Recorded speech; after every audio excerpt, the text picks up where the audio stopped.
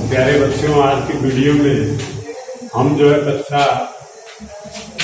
10 का जो है विज्ञान विषय का लवण विश्लेषण पढ़ेंगे। लवण किसे कहते हैं? लवण को अंग्रेजी में साल्ट कहा जाता है और यहाँ पर हमने उसकी डिफिनीशन लिखा है। प्रबल अम्ल तथा प्रबल क्षार। प्रबल अम्ल और प्रबल क्षार परस्पर एक दूसरे से क्रिया करके लवण देते हैं। जल देते हैं और उष्मा देते हैं। तो लवण भी देते हैं, जल भी देते हैं और उष्मा देते हैं।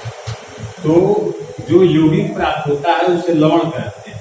तो प्रबल अम्ल और प्रबल क्षार के परस्पर क्रिया द्वारा जो यौगिक प्राप्त होता है उसे लवण कहते हैं। ऐसे भी परिभाषा हम दे सकते हैं।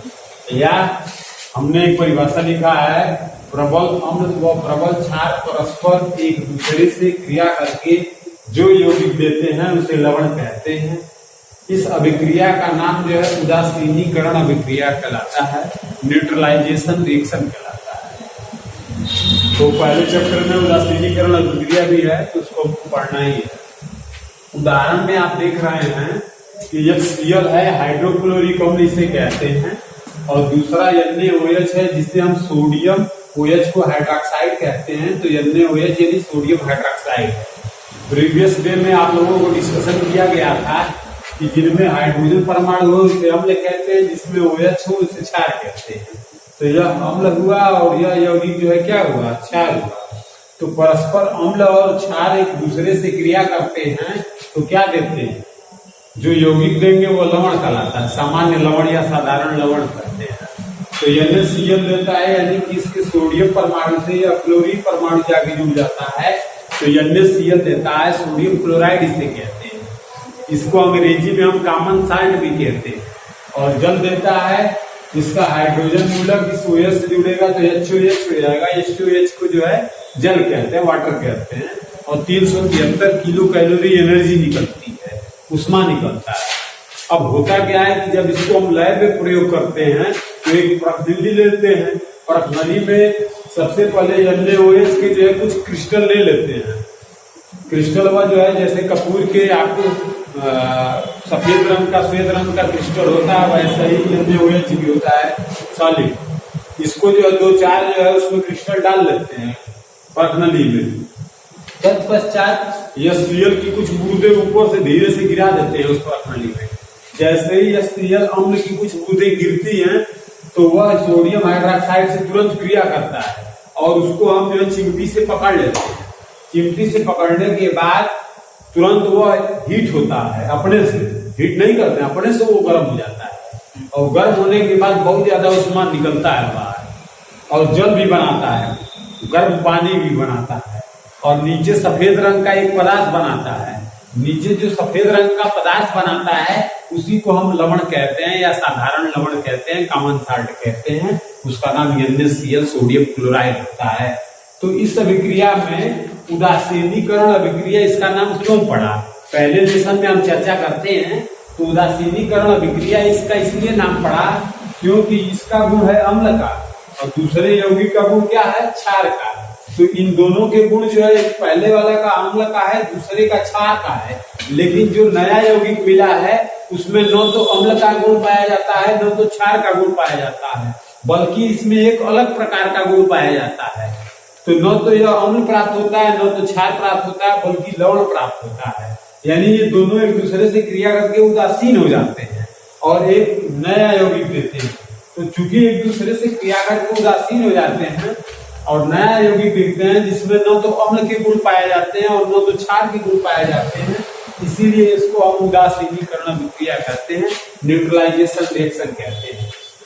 NCERT के पाठ्यक्रम में दोस्तों आप अगर इसको डिफिनीशन आप अंग्रेजी में लिखना चाहेंगे तो लिखते हैं some acid and some base including to each other and give us to common salt and water and heat of energy, some heat of energy.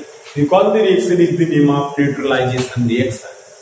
यानी कि कुछ अम्लों और कुछ क्षारों के परस्पर क्रिया द्वारा हमें लवण, जल तथा उष्मा प्राप्त होता है। इस विक्रिया को हम जो है उदासीनीकरण विक्रिया कहते हैं, न्यूट्रलाइजेशन रिएक्शन कहते हैं। और जो यौगिक प्राप्त होता है उससे हम लवण कहते हैं।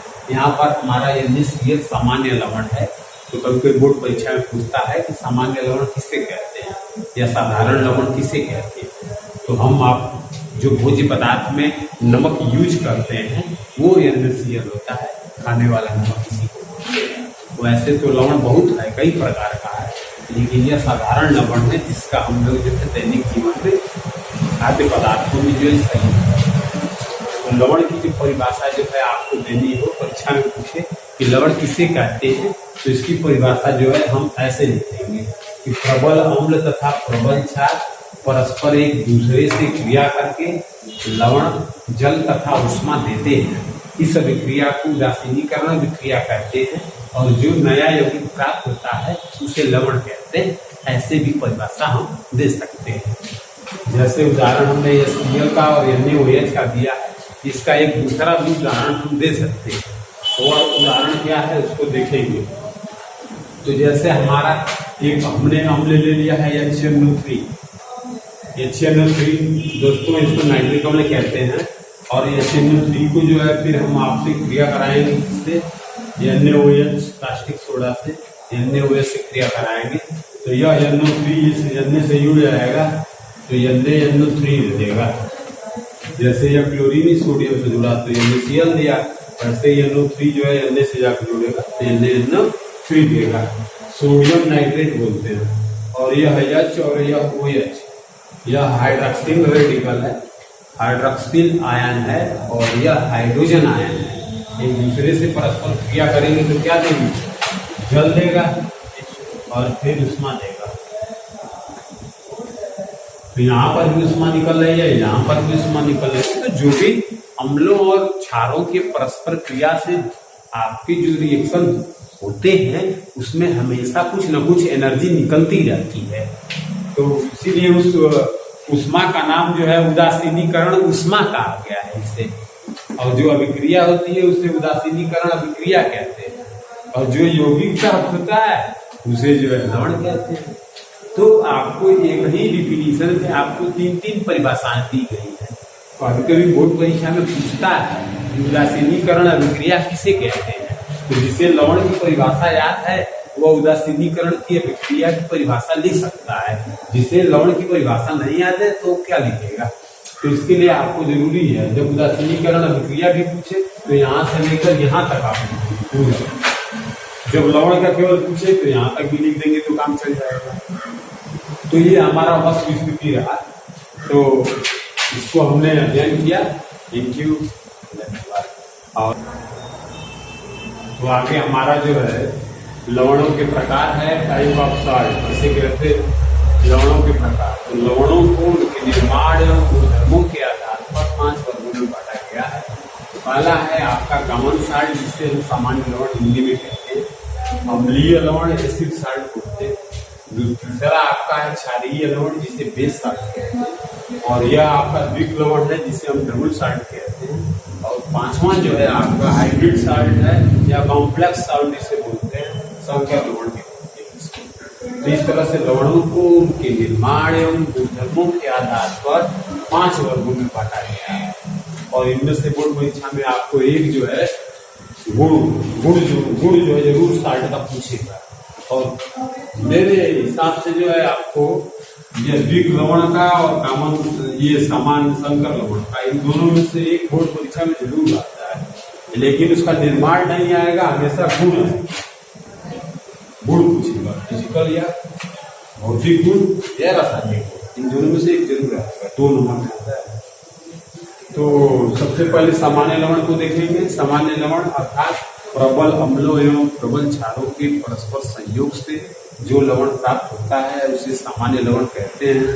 इसके पहले अभी चर्चा की गई थी। जैसे आपका उदाहरण में NaCl सोडियम क्लोराइड है, फिर आपको सोडियम सल्फेट Na2SO4 है। अभी हमने रिएक्शन में बनाया था NaNO3, जिसे हम सोडियम नाइट्रेट भी कहते हैं। जो भी आपको ये लवण दिख रहे हैं सभी जो है कॉमन सॉल्ट के उदाहरण है, सामान्य लवण के उदाहरण है। सीधी सी परिभाषा है, प्रबल अम्ल वो प्रबल क्षार के परस्पर संयोग से जो लवण प्राप्त होता है उसे सामान्य लवण कहते हैं या साधारण लवण भी कहते हैं। अब दूसरा है अम्लीय लवण, जिसको जो है एसिड सॉल्ट कहा गया है। एसिड साल्ट कहा गया है। और अम्लीय लवण वह लवण जिसमें हाइड्रोजन परमाणु, क्योंकि पिछले दिनों की वीडियो में आप लोगों को हमने बताया था कि hydrogen is symbol of acid, अर्थात हाइड्रोजन अगर किसी यौगिक में उपस्थित हो तो उसे अम्ल का प्रतीक माना गया है। तो वह लवण जिसमें हाइड्रोजन परमाणु उपस्थित हो तो उसे अम्लीय लवण कहते हैं। जैसे सोडियम बाइकार्बोनेट, NaSO3 खाने वाला सोडा जिसे कहते हैं आप, सोडियम H यानी कि बाय और CO3 माने कार्बोनेट, सोडियम बाइकार्बोनेट खाने वाला सोडा। आपके घरों में भोज्य पदार्थों में यह सोडियम बाइकार्बोनेट जो है मिलाया जाता है, या मिठाइयों की दुकानों में मिठाई बनाने के लिए इसका उपयोग होता है। तो लवण तो है लेकिन इसमें हाइड्रोजन जो है उपस्थित है। हाइड्रोजन अम्ल का प्रतीक होता है, इसीलिए ऐसा लवण जिसमें हाइड्रोजन परमाणु उपस्थित हो तो उसे हम अम्लीय लवण कहते हैं। तो हाइड्रोजन के कारण इसी तरह से बेस साल्ट, इसको क्षारीय लवण कहा गया है। बेस साल्ट क्षारीय लवण कहा गया है। जैसे मैग्नीशियम हाइड्रॉक्सी क्लोराइड है, एक लवण है मैग्नीशियम हाइड्रॉक्सी क्लोराइड। तो मैग्नीशियम हाइड्रॉक्सी क्लोराइड में जो है OH समूह उपस्थित है, तो वह लवण जिसमें OH समूह उपस्थित हो तो उसे क्षारीय लवण कहते हैं, बेस साल्ट कहते हैं। OH सिंबल जो है आपका बेस का प्रतीक होता है, क्षार का प्रतीक। और द्विक लवण और संकर लवण, डबल साल्ट और आपको हाइब्रिड साल्ट या कॉम्प्लेक्स साल्ट इसको कहते हैं, या इंटरमीडिएट में इसको संपूर्ण लवण भी कहते हैं। इसकी चर्चा अगले दिन की जाएगी।